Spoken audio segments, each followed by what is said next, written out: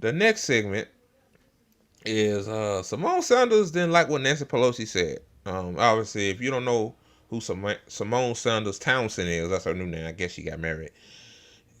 She was a part of Biden's transition team. No, part of the Biden campaign and transition team. And I think what happened was Symone Sanders wanted to be a press secretary, and I guess Biden picked Karine Jean-Pierre and the other woman that left a couple of years back. But yeah, let me share my screen again. Like, Symone Sanders has some words. She has some words for Nancy Pelosi. Yeah, you know. Okay, y'all. Now I'm gonna play it. Leah Daughtry are both back with us. Leah, I want to ask you about something, a headline from NBC News. Trump just realigned the entire political map. Democrats have no easy path to fix it. Quote, in short, Trump has been able to engineer a near wholesale rightward shift in the electorate in ways that he couldn't in 2016 or 2020. The trends have blown up long-held Democratic and Republican narratives about how America... I'll say this about that.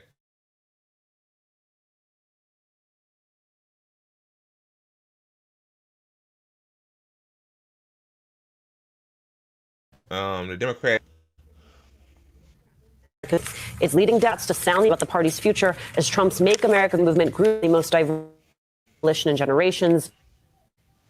Decisive GOP presidential nominee in 2 decades. So a bunch of questions, Leah. Do you buy that? How are you thinking about this moving? How much of this do you actual realignment, and how much do you think is very Trump specific? Well, I don't quite buy it because President Trump got exactly the same number of votes at 2020. So there wasn't a growing of the number of people who voted for him. Democrats have to look at is it that 10 million of our voters home? Because the economy's stupid.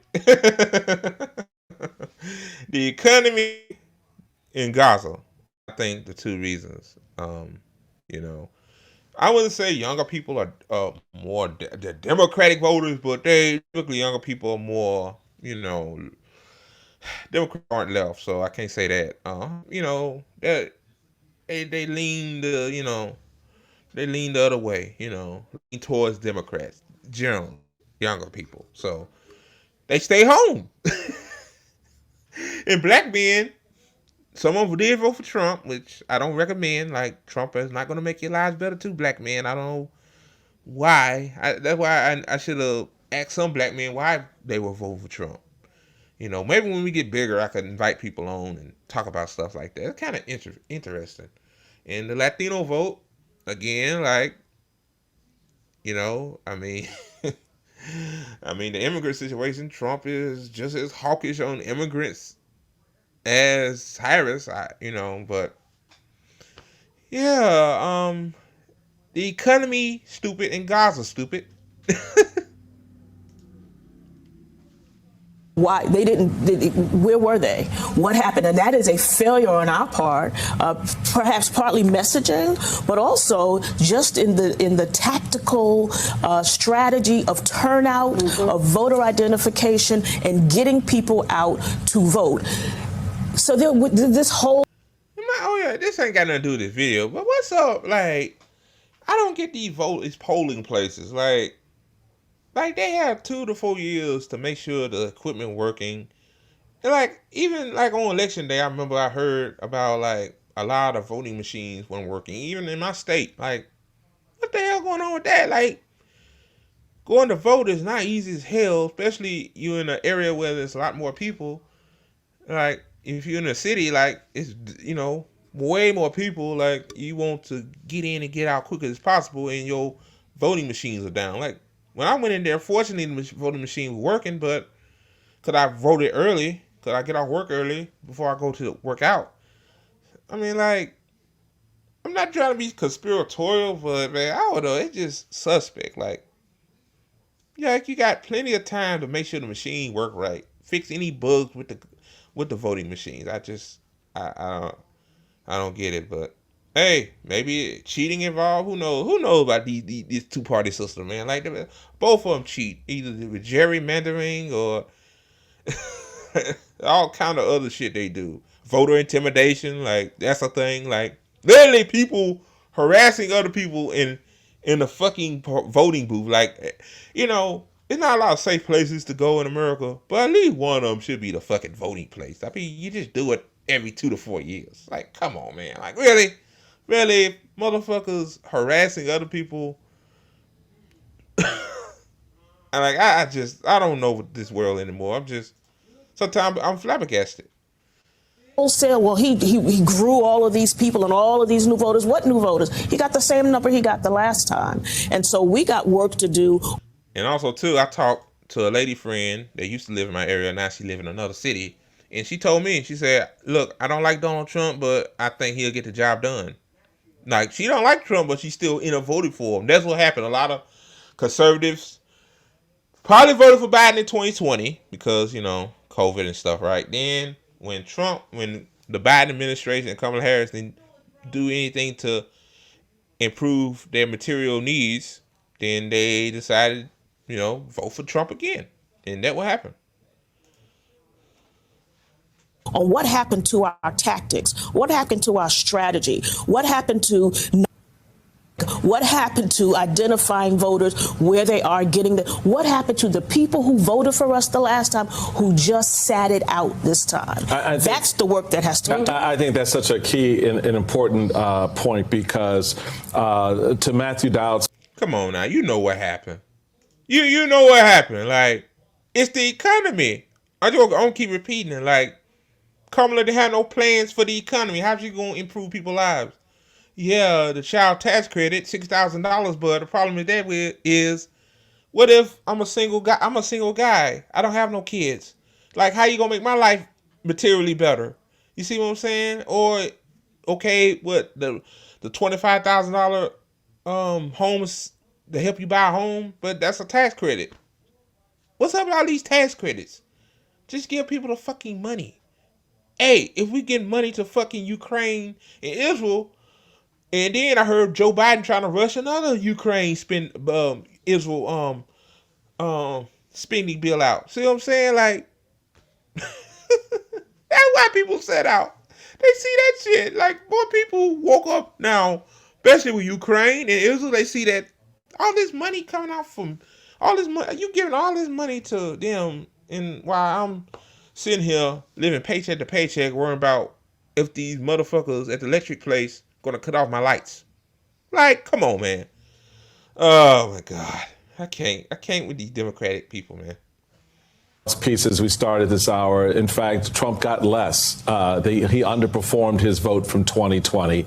The difference maker in this election were the 10 million Democrats or independent voters who did not support. So, Eddie, I also take exception to this idea that what Trump did was orchestrate a rightward shift in the electorate. No, what Trump did was took advantage of a rightward shift in the body politic and the electorate that has been occurring for some time. He saw how to maneuver and position himself and saw that opening with young men on platforms, on the digital platforms that Democrats largely ignored. They did not play in the digital. You know what, though? He got a point, though. He got a point. Like, Trump did go on all these podcasts. He ain't go on my shit. Hell no. Nah, he ain't gonna go on. He don't go on this little specky network. On this little tiny network show. No, he's not. But yeah, he went on Joe Rogan. He went on all these other platforms. You know, mostly men watch these podcasts. Like, yeah. And Kamala Harris couldn't do an interview with Joe Rogan. Like, and a lot of people, a lot of dummies went along with, no, I don't think she should do it. Like, bitch, you trying to win an election. Like, don't you want to win? Like, come on, man. Verse the way Republicans had for some time. Talk, if you can, about this idea of this rightward shift. Now, I've always looked at the country as mostly center-right in its understanding, meaning that it's on fiscal matters, it's a lot more conservative. On social matters, it tends to be a little bit more moderate. But what we're seeing now is beyond that, and it's sort of a leaning in. I'll say on social issues, it's more left. That's in my opinion. Like, you poll most of the country, they said that they are they want Medicare for all. They want a thriving wage. Towards a nationalistic, paternalistic view of the country and how we look at each other. I think this is a really important question, Mike, that we need to shift from why did Vice President Harris lose to what kind of country are we, right? And I think what we've seen over the last 40 to 50 years, and it's culminating in Trumpism and MAGA Republicanism, right, is this kind of toxic combination of selfishness, greed, and hatred. And in some ways, it's all about an evisceration of any notion of the public good, an idea. So basically, what this guy is saying, that this country is divided on hate, individualism, and I mean, like, both parties played a part in it. like you got two workers working at the same job making minimum wage, but they both agree that they should get better wages. They both agree they should get health care.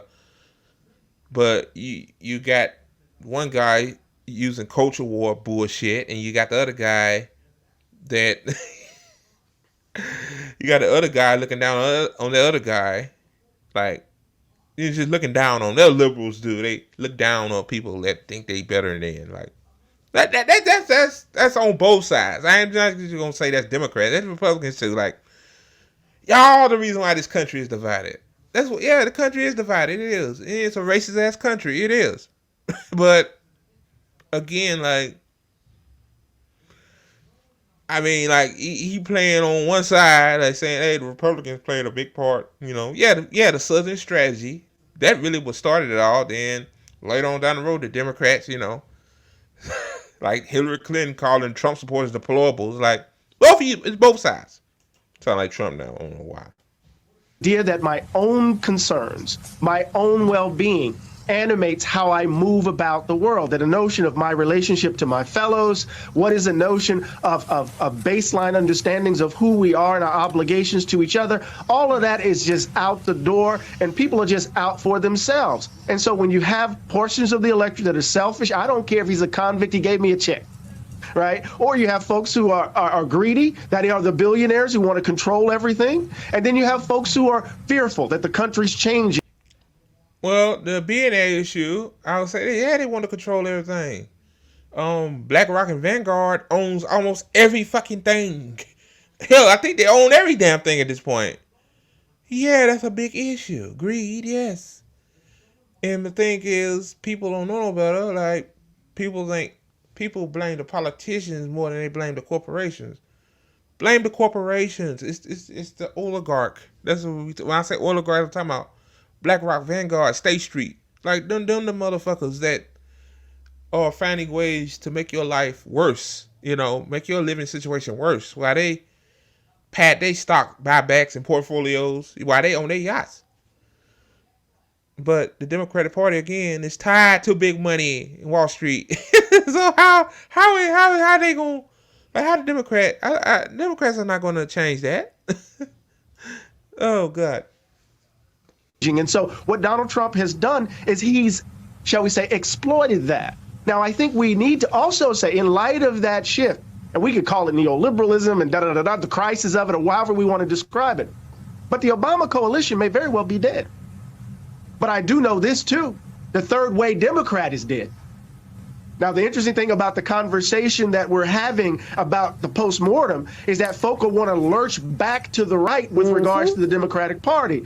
But when they're lurching back to the right, they're going back to what the DLC did, which is, in effect, concede the ground to Reaganism, concede the ground to the philosophy that has produced this selfishness, this greed, and intensification of hatred in some ways. And so part of what we have to do, I think, and I'll be quick here, is to be honest about where we are. And if we're honest where we are, it's not about what Kamala Harris didn't do. It's about who we are. Wow. Yeah, the Democrats moved more to the fucking right. Started with Jimmy Carter, the neoliberalism started with that. Then Reagan, then Bill Clinton. Got worse. Then, Obama, now Biden. I mean, neoliberalism is totalitarian. That's what it is. It's very totalitarian. We don't want you to be quick, Eddie Glaude. We don't invite you on here to be quick. Take your time. We've got 3 hours. I mean, this whole yes, that you is go, it. Symone Sanders. It's not about, how can we, I've been very dismayed actually by this whole working class voter conversation, because are black people not working class? Okay. If you really want to boil it down, if it was really about the issues, if it was really about the message, how did the message break through to black working class people and it didn't break through to the majority of anybody else? And I see y'all white women and Hispanic voters out there that are in my inbox right now saying, but we voted for her. Yes, but let me explain how this works, okay? As a black woman in America, if something happens and somebody does something, then it's like, I understand I didn't do it, but we got to address the things for everybody else. So this is the box that we're in. I understand there are white women out here that voted for Kamala Harris, but baby, 52% of y'all voted for Donald Trump, and this was not the first time. For the third time. So y'all got to come together and address it internally. Yeah, again, and don't forget about 72% of black men voted for Kamala Harris. But it's still black men's fault that she didn't win, though. Symone Sanders, I'm pretty sure you're gonna say that too. Yeah, it's still our fault that she lost. Oh, goodness gracious. So I understand you didn't do it, but enough people did, but y'all gotta have a conversation. So that's just how, I'm just helping you understand, this is just how it works. But it is, the opportunity for the Democratic Party apparatus is actually within the base of the party and the people that did not come out. They were fighting the couch this entire election, the Democrats were. And so the question is, why is there this insatiable need, Bishop, to go to, the immediate response was, okay, well, the party is just, too progressive, too this, too that. I mean, you have Democratic lawmakers. Seth Moulton, got up there saying whatever he thought he would say. My former boss, Bernie Sanders, said, Democratic Party has abandoned working class people. That is actually not true. Now, we could talk about... Oh, hold on. Bernie Sanders, as much as I dislike him these days, he's right. Yeah, y'all abandoned working class people. Duh. Wasn't gas prices not that long ago almost in some places, $6-7 a gallon? The cost of food is still high as fuck. That's abandonment. And people's wages haven't gone up. That's abandonment. That's abandonment. Symone Sanders, you comfortable? You got this little cozy MSNBC job, you slayed up. I see you on there with that white, that sweater, whatever that is. You doing fine. But the person tonight that's going to go to bed hungry is not. And yeah, they didn't vote. Because, my thing is, what's the point? They ain't going to change shit. Oh, man. These people. How we talk about it, right? We can, and this is probably not a popular conversation for Democrats to have, but perhaps maybe too much union, not enough worker, okay? So to be clear, I'm sorry, but I love the unions. I love them. They do good work. You better thank your union for the 40-hour work week and overtime pay. However, everybody is... Yeah, about that. Joe Biden's a union buster. Let's not forget about that, too. The country is not because of some of the laws that are in Republican governors in many places, not as many people are members of the union. So if you're talking about union members versus workers, there's another thing. And they're black and brown people. And also, too, I would say this. Yeah, we always talk about union workers and stuff like that. Unions are great. Shout out to Matt. He was on Tea Time a couple of weeks ago and he talked about unions. Yeah. That's great, but the problem is, what about our disabled folks that can't work?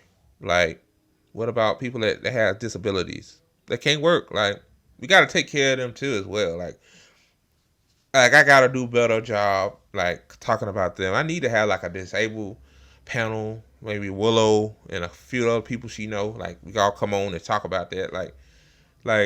Disabled people is pretty much forgot about when it comes to certain things. I noticed that. So yeah, had to say that. In that category, this insatiable need to run towards people that have not voted for not voted for you in recent history since 1964 en masse. I don't understand. Yeah, and I think it's a conversation the party has to have, because you're right. Democratic Party has not won white people since LBJ. So this. Don't you think they're like states like Mississippi, Alabama, Kentucky, West Virginia, South Carolina, like those states are rural areas, and a lot of white people live in a lot of white folks live in rural areas. It's the Democrat Party fault. Like you don't reach out to them. You go to the Pennsylvanias, you go to Michigans, you go to Minnesotas or Wisconsins. You go to swing states because you gambling on a chance to win. So you know you got the coast pretty much, New York, California, but you don't go to Middle America. You know, I live in Middle America, Louisiana too, my state. Like, this is Middle America, man, small town. Like, people are struggling, and Donald Trump goes to those areas. I mean, we know Donald Trump is a fucking gaslighting orange cup, but Donald Trump go there, Republicans go there. That's why they win those areas. Oh man, like, would it make sense to say, like, if you're a party, but you know, to say like, why we can't get white voters? Simple answer: you don't need no fucking equation to answer that, solve that. Just go there. Yeah, just tell them like, hey, you know, yeah. Idea that somehow we got to go to this constituency every single time that has rejected the Democratic Party for damn near 50 years. Excuse me, Lord. So what are we doing? And I think what the party has to do is admit that. Mm-hmm. You know, it helps when you acknowledge the facts, admit that, and figure out then how do we get the balance right of appealing to the people who consistently turn out for us, who consistently show up for us and have over these last several decades, and do some persuasion with other people. Because when you talk to people about the issues, what's clear is even the white people who don't vote for us align with us on issues, but they don't like our. Yeah, they don't. A lot of white folk, I'm just going to tell you the truth. I think this is an issue. I think they look at y'all like y'all holier than thou. Yeah, I think y'all holier than thou. Like y'all looked over them, you know. Like, I'm just telling you the truth, man. Like, y'all smear them. Y'all think rural white people are dumb, stupid, like deplorables. Like, yeah, I wouldn't vote for you either. Like, y'all thinking black folks like that. Yeah. Yeah, man, like y'all don't fucking care. Y'all not gonna change. Like, y'all can have all these panels all you want to talking about what we need to do better, why this ain't that, why people ain't voting for us. At the end of the day, it comes down to this. It's the economy, it's Gaza, and it's just fucking like kitchen table issues. That's what it comes down to. It's not about what Cal Kalinske said. Oh, you need a celebrity personality that's like Bernie. Like, nobody gives a fuck about that shit. Yeah, we live in a celebrity culture. Well, the sad reality is people worship celebrities in this country. That's just the way it is. Like, people aren't religious like they used to anymore. And not like when I was little, like, you know, like, it was a different tone. Like, the tones change. More people are atheists or agnostic. So, the kitchen table issues wins elections. Policy wins elections. Politics, policy. So, our candidates. And so there's this split that we often have with them. But we've got a lot of work to do on that. And it starts with an admission of the truth. And it starts with hello, talk to the voters. Because these, with all due respect to our wonderful people on Capitol Hill, they don't have the answers. Well, Nancy, let me just be clear. I'm going to say it. She ain't going to say it. Nancy Pelosi, everybody talks about how the Speaker Emerita, she's so strategic. She can count. And yes, she did all of that when she was the Speaker in Congress. But my question is, where is your calculator now? Because Democrats are about to lose the dang on House. And for her to sit on this podcast, we'll play the sound about how, it's up to the, I don't deal in presidential politics, but she helped orchestrate. I'm going to say she it. Did this cycle. She played in presidential politics this cycle, and she helped orchestrate the very public demise of the president. That's right. And thank God for Joe Biden that he came out and endorsed his VP, because these people wanted an open primary. But you guys keep saying this is a democracy, so you should have an open primary. What the fuck you talking about? And for where? And when were we going to Damn, this is like a little mini meltdown. have an open primary between July 21st when he stepped down and August 20th when the convention was going to happen? When was? But you can figure it out. Hey, y'all got the money, like y'all can do. Just have a quick primary. Just have a quick primary in all these states. Like, things ain't gotta go like. Never mind. Why am I even helping these motherfuckers out? Oh God. Was that going to happen? And anybody who's suggesting that, clearly. I think she's insinuating is that Joe Biden should have dropped out earlier. If he dropped out early, like in January, February, March, you could have had primaries. But he didn't. He did not. So, because his ego, like, oh God. Clearly wasn't looking at a calendar. Neither were they familiar with. I'm looking for the magic wand that apparently the Democrats on Capitol Hill think that we have. I surely hope that Democrats eke out the majority in the House. But if they don't, I think they lost. The people that helped, the people that had so much to say about the president and the vice president earlier this summer, I think that those people need to take a back seat. I think the strategists that obviously fleeced the vice president's campaign and made a whole bunch of money, okay, and get no money to the turnout, they need to take a back seat, okay? They got to get the Robbie Mook treatment. Robbie Mook lost in 2016, and then he was up in Harvard and just came back. Goodbye.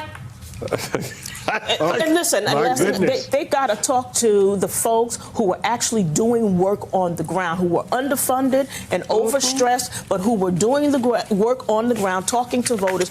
We need their opinions. We need to talk to the voters to really do a postmortem. Can I add just really quickly? And the Democrats have to stop playing the game of representation as a cover, right, for economic policies that are really just simply benefiting the top rich. So you can put out a woman, you can put out a person of color and think that's all you need to do. There has to be some substantive policies behind that can actually affect the lives of everyday ordinary people. We keep playing the damn game on the Republican field. Let's change the terms of the debate and stop triangulating and playing politics at the margins, because you're going to lose every damn time. That last part, because that's exactly what's happened. And welcome to our playground. We are well over time, but it was.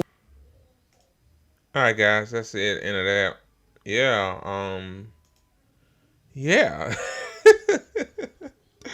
Oh man, the Democrats, man. I'm gonna just say this, and this last time I'll talk about them. Like, they're not gonna learn their lesson. They're just gonna continue to do the same thing over and over again. Use identity politics, not go to the middle part of the country. In order to vote that they kind of need now to win. Yeah, you need black folks to win, but black folks got conned for too long. If you black out there watching this and you see that the Democratic Party has been lying to you for a long time, and you sat on the couch, you did the right thing, man. You might have had a day off of work. Hell, fuck that sitting in lines for hours. Like, I never, fortunately, because I live in a rural area, like, I don't have to sit in lines, but for long periods of time. But god damn, man, like having these people sit on the line every 4 years to vote for a candidate that's not going to do shit for them, like no material policies. They don't even, like, the corporations pick the candidates. Like, I'm pretty sure Joe Biden just didn't, he endorsed Kamala Harris, but I'm pretty sure he had to go to Wall Street folk first. Like, should I pick Kamala Harris? And, you know, they say, yeah, go ahead, man. Yeah, and also, too, about that $1 billion that she spent. Like, you spent $1 billion on social media, online ads, like, online advertising. Like, come on, man. Oh, my God. Like, you spent $1 billion and you still lost. Oh, man. Imagine what $1 billion could do for a lot of people right now. Like, I know my friend need it. She definitely need some of that money. Oh, my goodness. Oh, goodness.